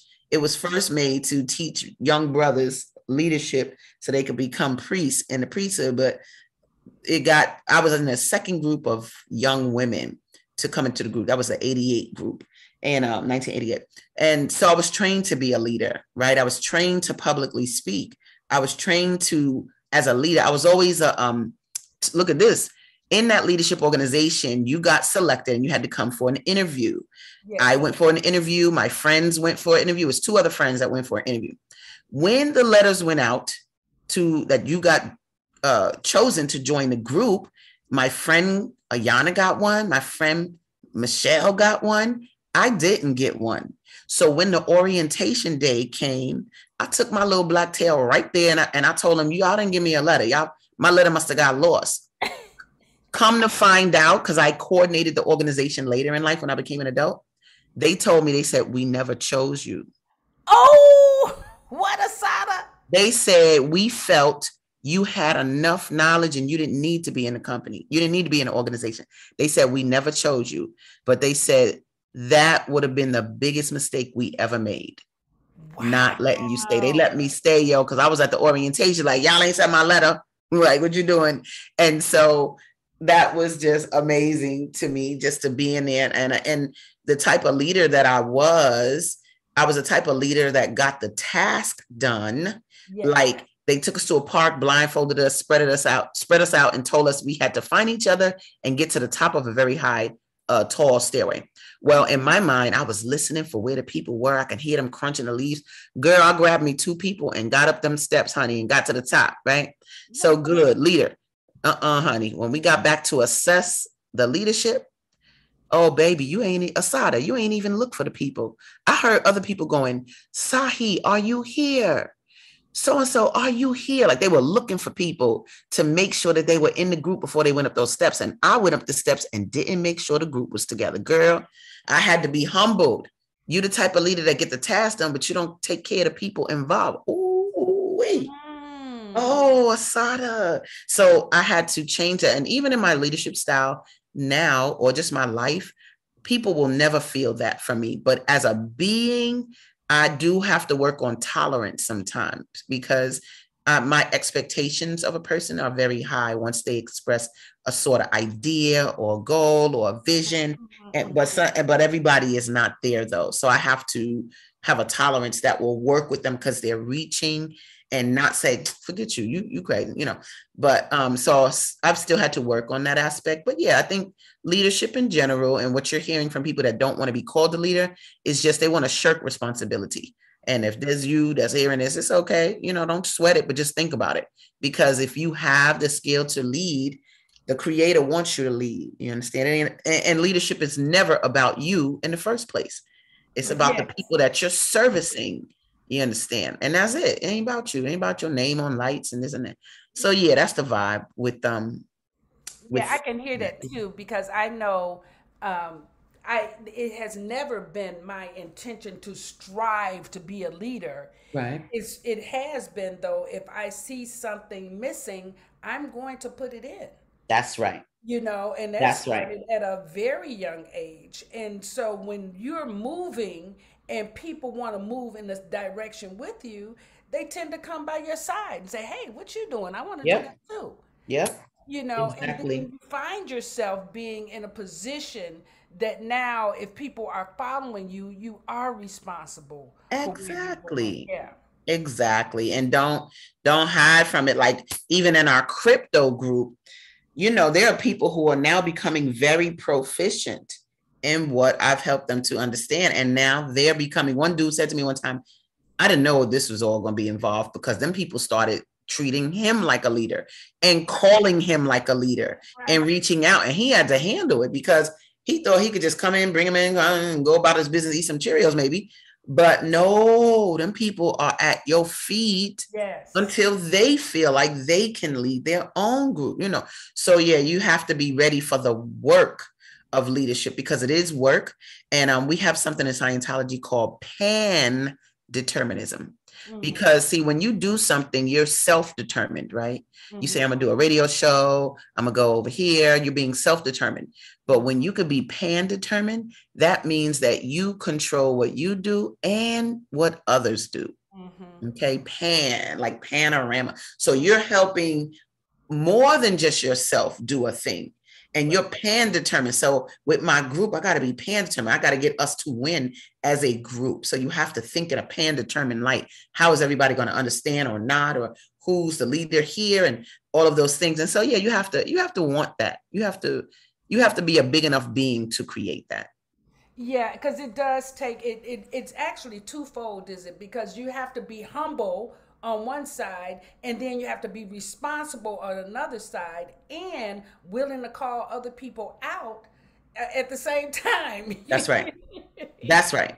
That's right. And give one thing I was taught in that organization when I was young was the difference between criticism and critical feedback, right? Yes, And yes. just being critical and being mean. But actually, when we gave speeches, the group would have to give critical feedback. And we were taught that what you have to say to them is to help them. And Yes. so you say to them what is going to help them do a better job, not you were too low or you weren't loud enough, or, you say you might want to project your voice so that it hits the back of the room and that way we can hear or whatever. So we were taught to do that so that you really maintain the quality of being a leader. And getting people to the next step, so it takes, like I said, wanting to be one, but then the skill. And and let me tell you, the most important part of leadership, and this is the part that people try to shirk, is competence. Because competence has to do with ability, and it has to do with your ability to do a thing from beginning to end with no error. Yes. You understand? And I find that when people, and I made up the definition, but it's kind of made it from what I know, but y'all can go look up competence, right? But when a person is incompetent, what the saddest part of that is that it never affects them. It always affects somebody else. It always messes them up. And they go unscathed usually, and they've done made a mess. And so I'm real big on competence. And when I start to see people display an incompetence, I take a step back. They can't really work with me in the same circle. They might have a different role, but I have to really assess. There are other things that make up somebody being incompetent, but that's another show. Being incompetent, but but I think competence. I know competence is a very high quality. I remember my daughter as a young girl, and even now she'll say, "Mommy, the incompetence was crazy. It was just, while we're talking about our peers doing this and that." And so her wanting to be competent, or like, even if something drops, let's say it drops and she catches it, I go, good reaction time. Great. It didn't hit the floor. Like, so we on some next mode, we're not on and if it dropped, let's say the umbrella dropped, and I go, girl, what's happening right now? Like, where'd that come from? I go, what happened? She go, oh my God, Mommy, it's just an umbrella. I say, yeah, but I'm not clear on the why, So we kind of laugh through that stuff, but we operate on that, that level of competence. You ain't even let it hit the flow, and do your thing. Yeah. So. And the acknowledgement, you have to, in order to acknowledge people, you have to be present. Who they are. You're very present to who your daughter is and her capacity. And most people don't have that. And I know that that's probably why I show up in a lot of people's life, because I remember thinking back in it had to be 1999 when I decided that I would be the wind beneath leaders' wings. Love that. Because what I saw was that so many people were taught to help the homeless and help the poor, and I don't have a problem with that. However, what I didn't see was people supporting leaders. That's right. Who helps us? Yes, right. And I acknowledge that leaders, they get so burned out because, everybody's eating off of their table, their plate, begging for something. And then when they go home, there's nobody nurturing and taking care of them most of the time. That's why we made that documentary, baby. That healing work. Yes. That's exactly what it's about. Naima Latif is in it as well. Yes. That has the radio show. Because all these people out here, we doing all this stuff for people. I done had a stroke. This one done had cancer. We up in here hurting sometimes, and it's nobody to take care of us, and that's a problem. Right. And that was what had me start the Leaders Master Force as a Leadership Academy, because it was like we wanted to give leaders support and the skills, because it's like you cannot burn out. It's not, this life is for you just as much as it is for what you're doing for somebody else. Absolutely. How do we get that balance? And the way to get the balance is that you have to be around other leaders. Say it, girl. We can end the show right now. Lord, please. They understand that dynamic, though, because everybody, just because you want to be seen does not mean that you are for the people. That's right.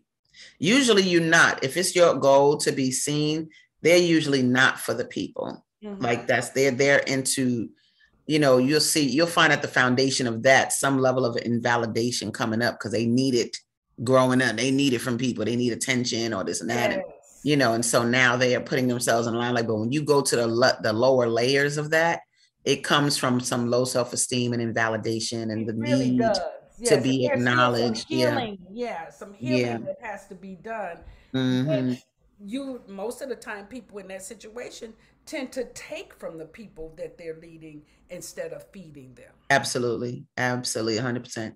Yeah. So, on that note, what do you do to maintain your balance and enthusiasm and support and spiritual well being?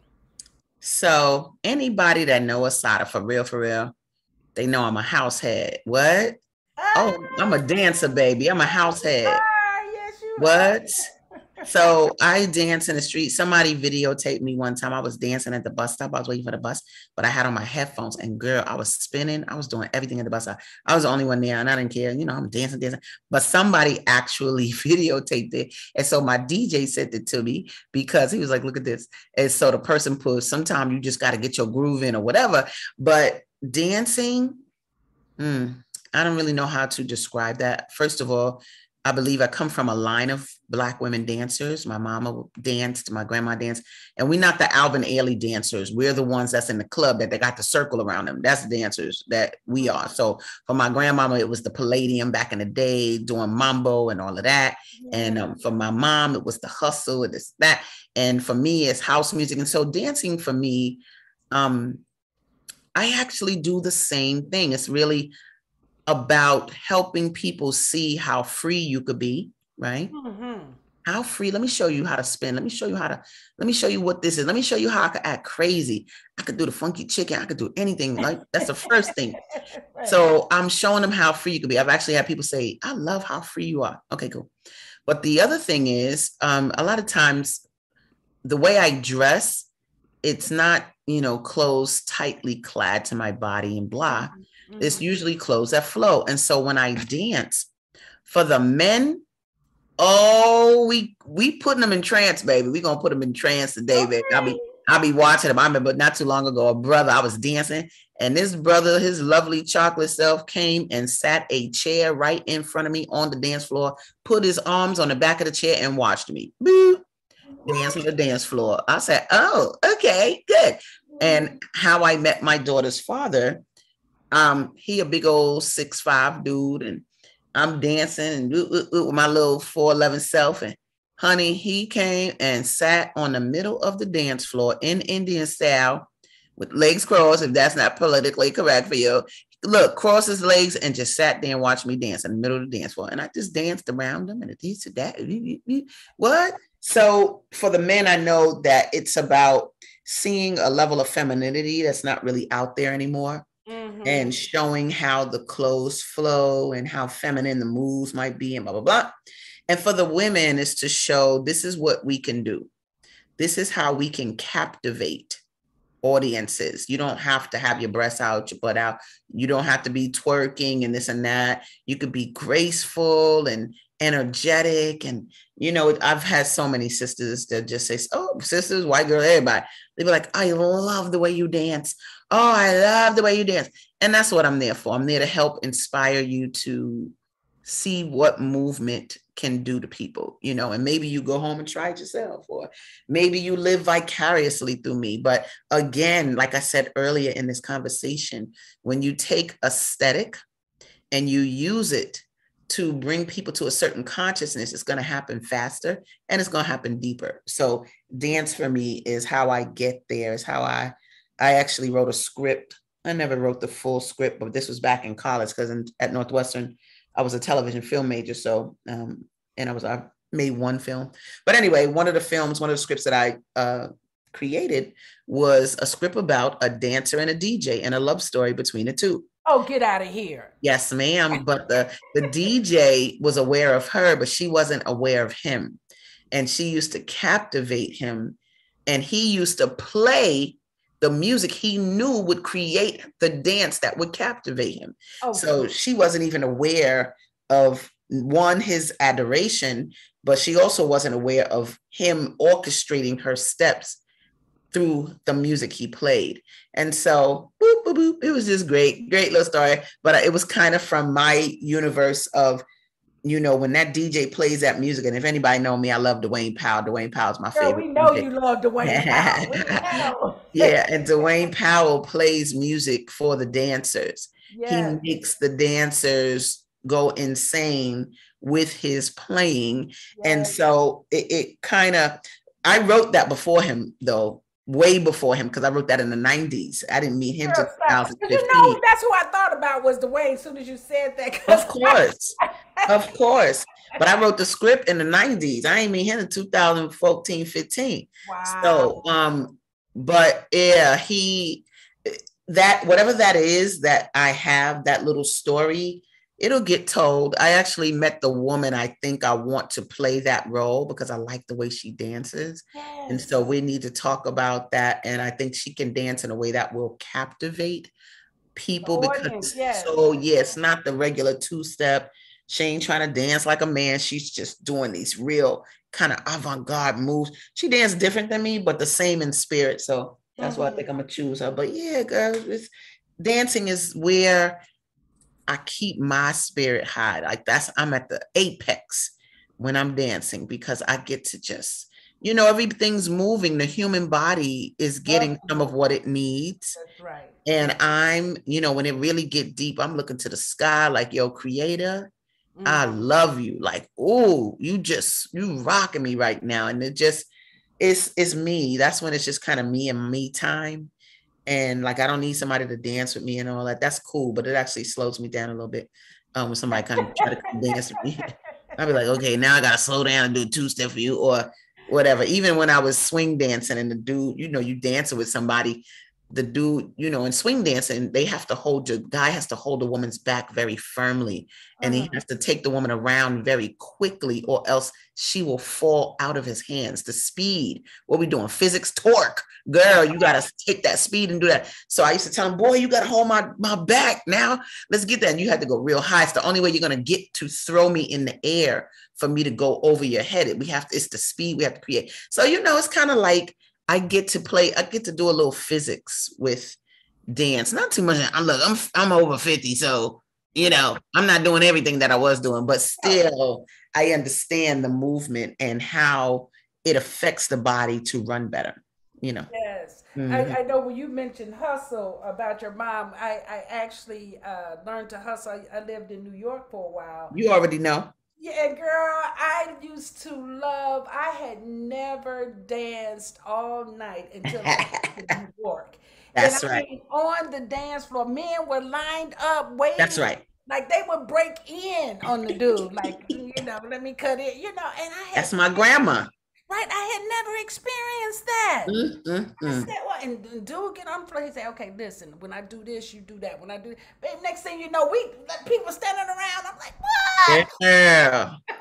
Loving it, flying, flipping you into the next person. Yes. Footwork, and I always, the reason I love Chicago, I feel like any city that has dance as a part of its culture is a great city. Chicago is a great city because it has stepping, bopping, footwork for the young people. Yes. It has all of that house. Louisiana, they got Zydeco and this. I love Louisiana as well. So that in and of itself, because see, the dance is language. That's the main thing. It's speaking to people, and then language between a man and a woman got to be tight. Like he said, come over here, dude. You're going to do this, do that. Like once you learn it, he ain't got to say nothing. You don't have to. You're going to do that body work, baby. You're going to do that footwork. And Chicago and New York, people don't really know New York's flavor when it comes to dance. But see, we have this. The reason why we had that hustle like that is because we did have the Latino influence and the Caribbean influence. Exactly. And so there's a lot of footwork when you do dance from New York, which is why I do a lot of footwork when I'm dancing or whatever. But Chicago's a little different. When I see them brothers on the house scene dance, you'll see one black man grab another black man by the forearm. And they hold each other's forearm and go up and down. I said, well, baby, wait a minute. This is so tribal. I don't even know what to do right now. Wow. I can't even, the steps here are to the earth. It's a different thing. Oh man, so that just invigorates me because we don't even know, like, as African people, I don't care if people want to say they Native American, be quiet. Your hair nappy like black people, be quiet. Look, we be dancing like it's in our blood. It has nothing to do with being able to dance. It's what are you articulating through your movement. I did a workshop on the North Side, part of my book fair, and it was about learning different things. But this particular workshop was showing the African retentions in popular dances. And so I was able to show the Ethiopian kiska to the Harlem Shake. Well, the Harlem Shake, they shaking them shoulders and doing this. And you show that kiska from Ethiopia, girl, they shaking them shoulders. And then I showed from, I believe it was Cote d'Ivoire.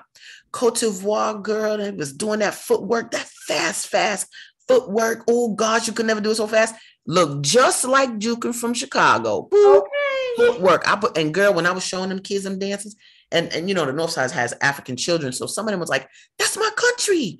Oh my God. You know, but they were able to see their generation dances and where they came from traditionally. So saying that to say, you know, dance is a whole nother aesthetic language of our people that we got on lock. You understand?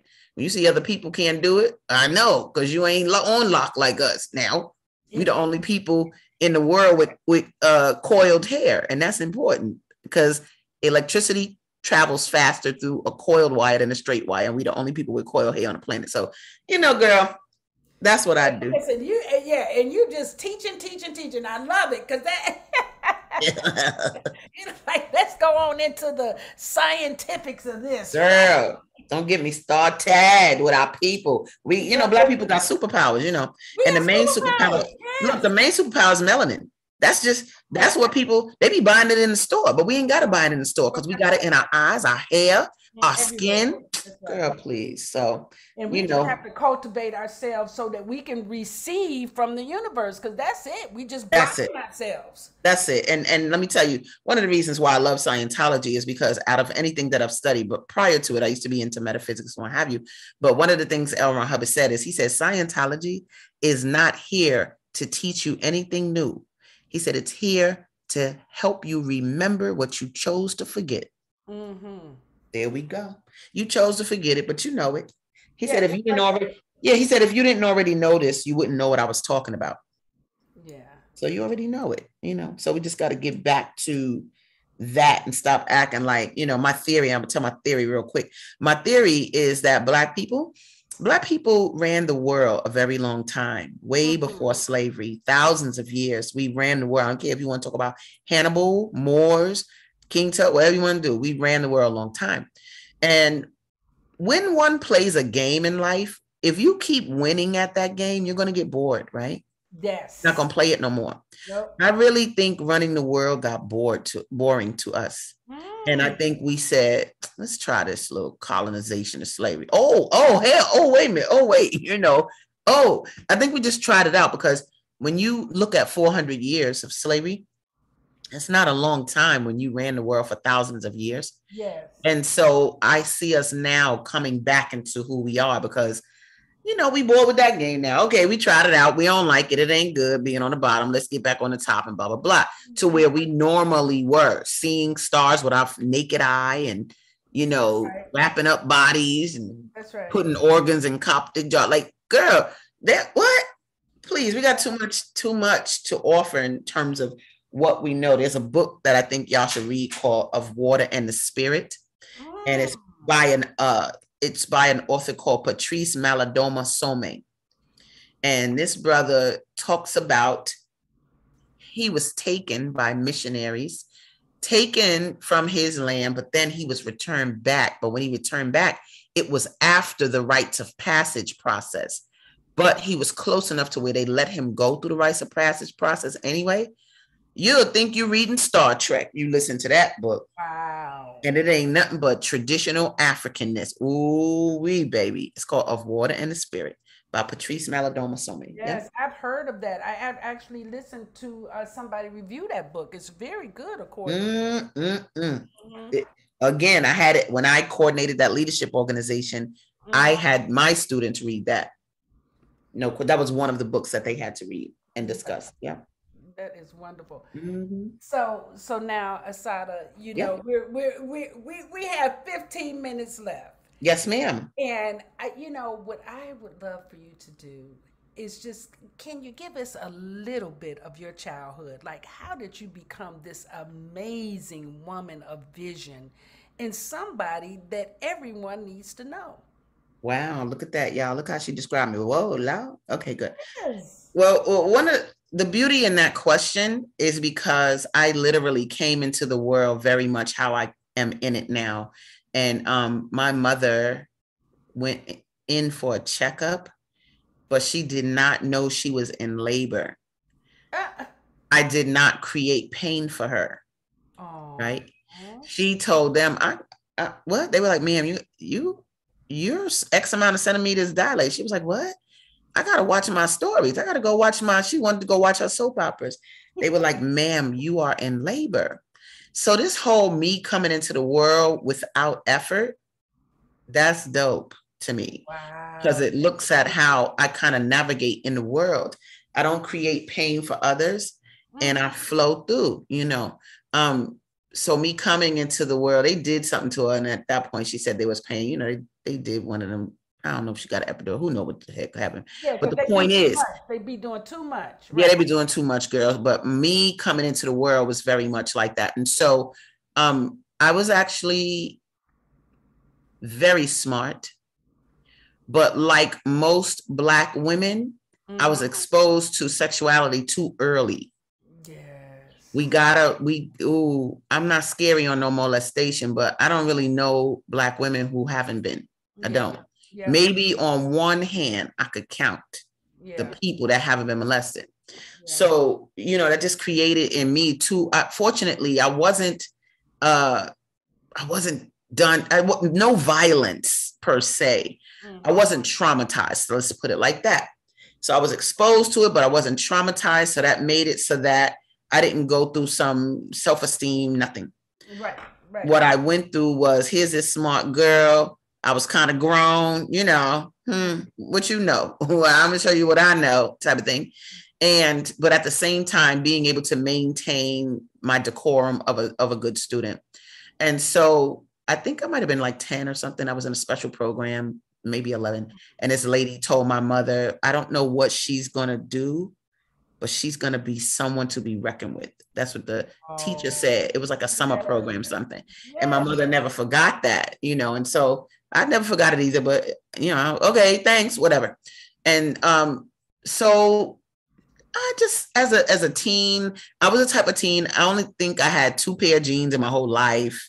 I wasn't a designer needing type of child. I wanted to dress like my mother because my mother had flowy clothes all the time. She was always coordinated.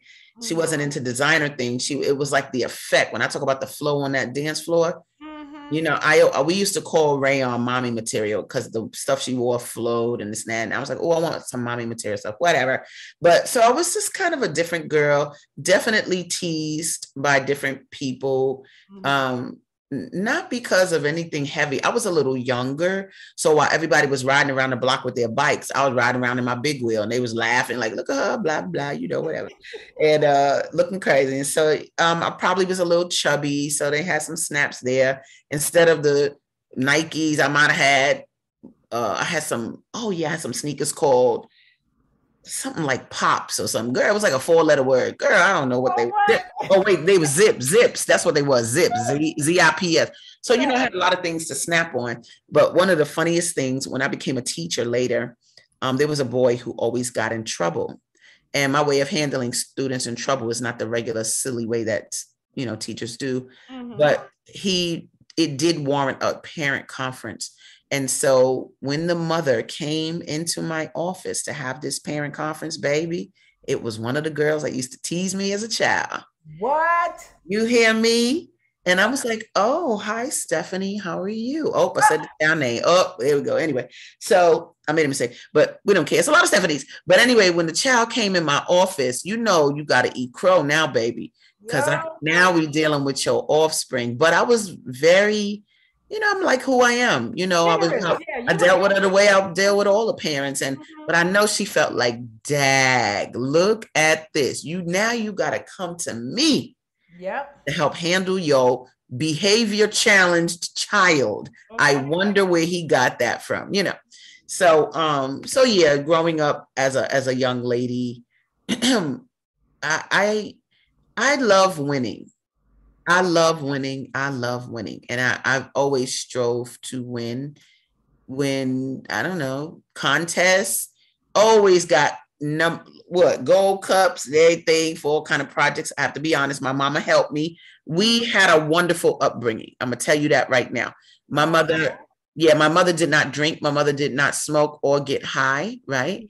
And Mhm. so we didn't have. We have family members that did, uncles that was on crack, all kinds Yeah, of stuff. yeah, yeah, yeah. You know how that go. But as a woman, I was able to look at her as a woman and Mhm. and duplicate what I saw. So you don't be wearing your fat all out. No, we're not doing that. We're not wearing the crop shirt and the fat over the pants. We're not doing that. You're gonna have Mhm. a nice flowy. And she didn't have to tell me that. I just watched how she presented How she herself. did it. Yeah. That's right. And then Mhm. I mirrored that, and so I would say, growing up, our ethics were in, and she made the home place you want to be. Even the other kids came out home. She made it, and we had every video game there was to have, Atari, ColecoVision, this and Oh that. yes, yeah, yeah. And we had all the games. To this very day, people never believe this, but I play video games every day, all day. No, I would not believe that. Every day, all day. You hear me? You hear me? Somebody could be on the phone with me and I'm playing a video game right while they talking. I sure am. And Okay. and I You kind of still gauge my play? You girl. still? It's my daughter said, Mommy, them ain't no video games. That's phone games. I said, I don't care what you talking about. That's it. I said, I don't care what you talking about. We're gonna play this little Candy Crush. We're gonna play whatever.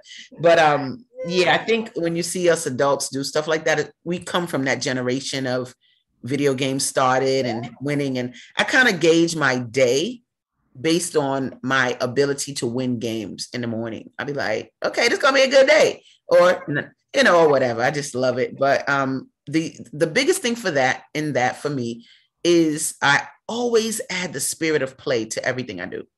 Mhm. It's always fun in everything I do. It's not from the book fair to crypto to dancing to filmmaking. I'm crazy. People that know me, I'm funny, blah, blah, blah. But it is I think for those listening, if you don't have fun in your life, because I know a lot of people Uh-huh. who don't, if you don't have fun in your life, then it's gonna be a road for you. But you making that road, and that's where the drugs and stuff come in. Because y'all trying to add an element of some enjoyment, but the drugs is not the answer because they debilitate you. That's right. They make you breathe worse. They make you think you. Somebody said they closer to God because they smoke reefer.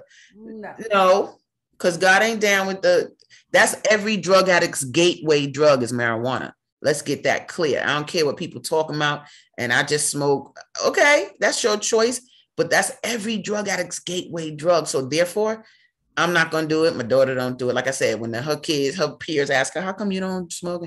She said, "Because then I'll be depressed like you." And they be talking about suicide.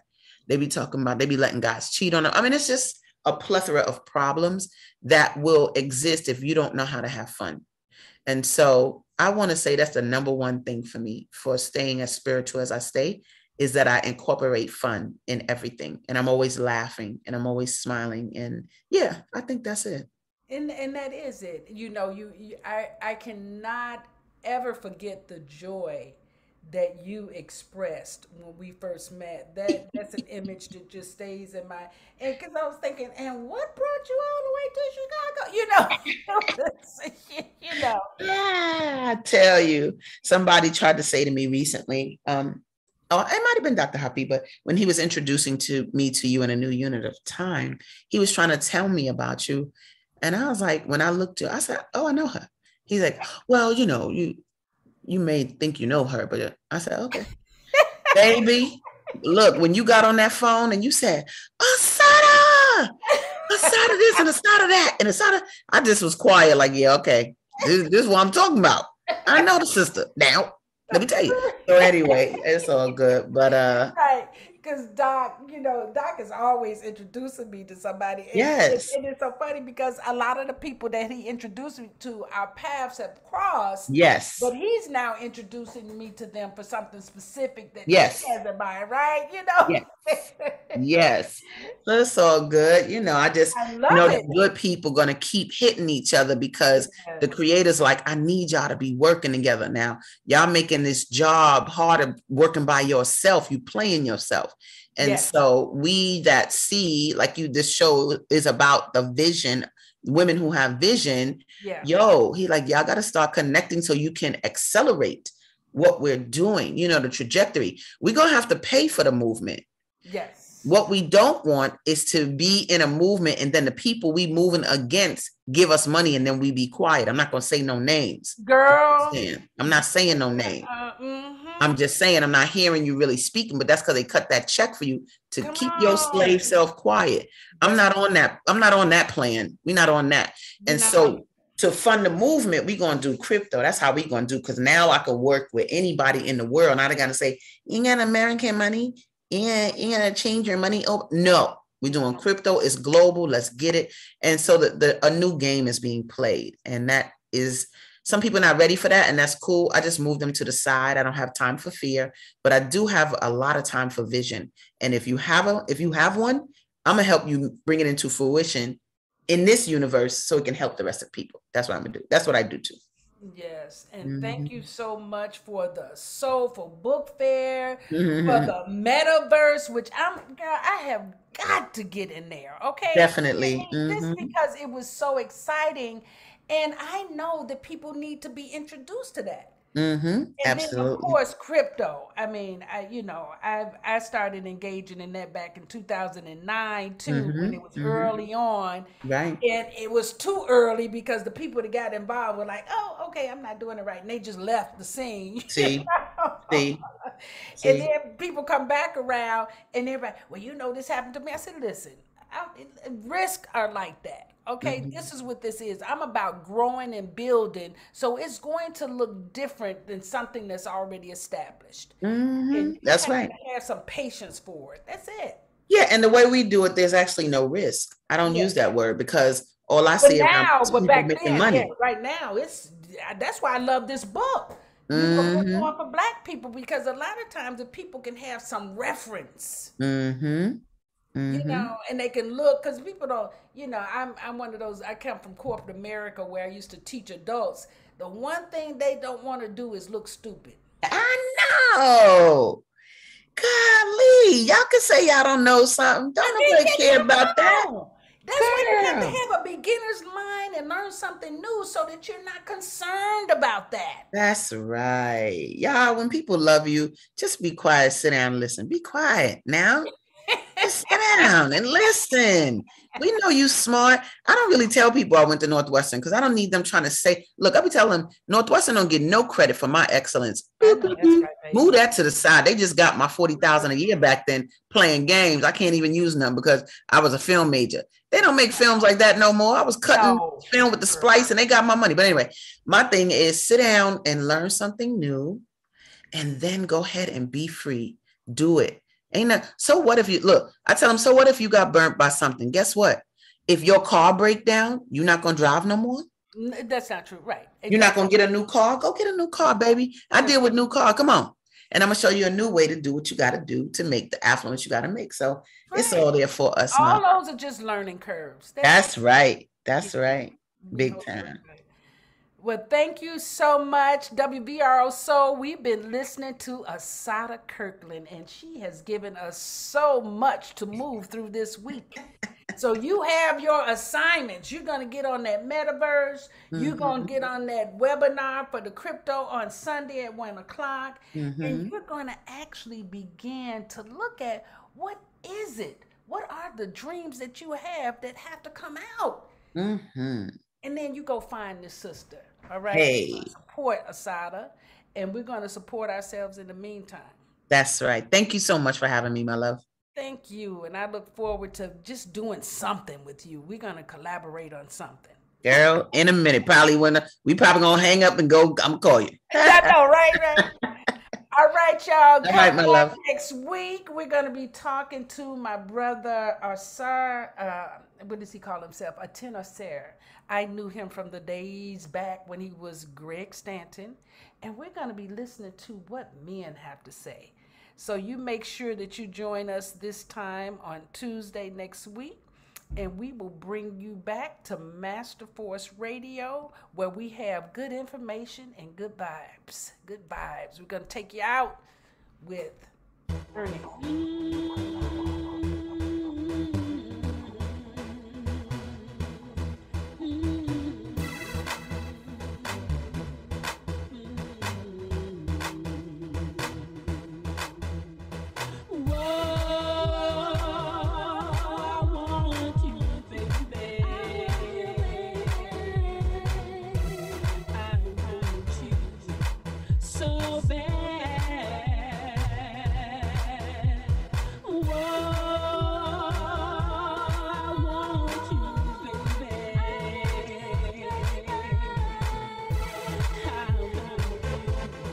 So bad.